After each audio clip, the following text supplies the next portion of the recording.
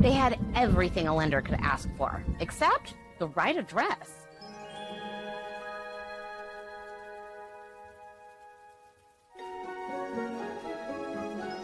Hi, I'm Chris Rainwaters, your favorite real estate witch, and today's story is about one of the most powerful spells ever cast on American housing. A spell that didn't need wands or potions, just highlighters and a map.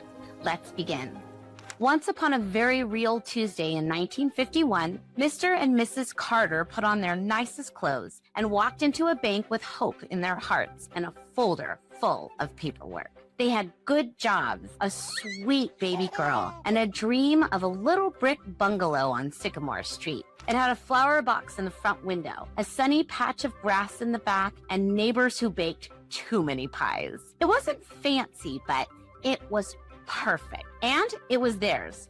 Almost.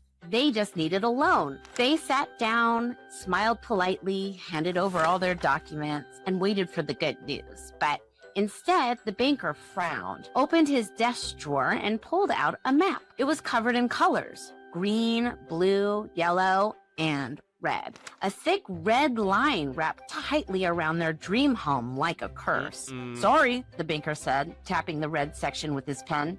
This area's been flagged.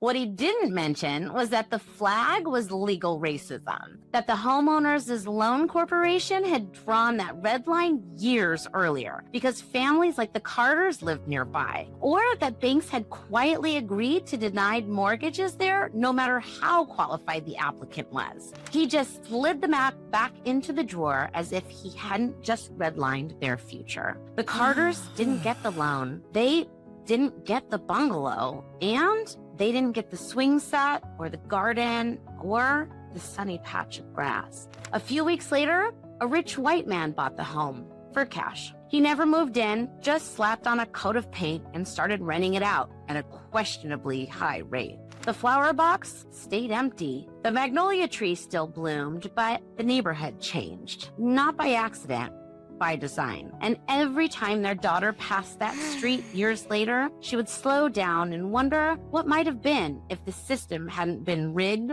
from the start. The end.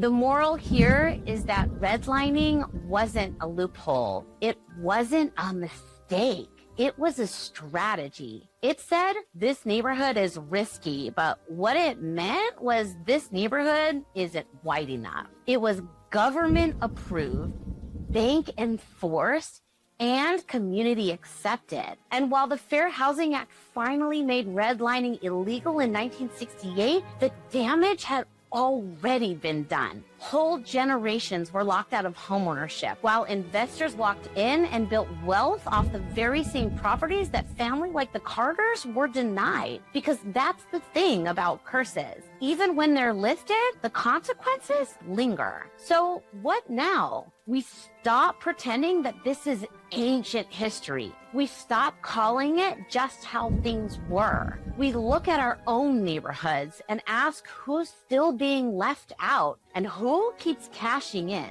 And if you work in the real estate industry like I do, learn your history, name it out loud, and make a damn sure your clients don't repeat it, because no one should be denied a home because of who they are or where someone once drew a line. Not all villains live in fairy tales.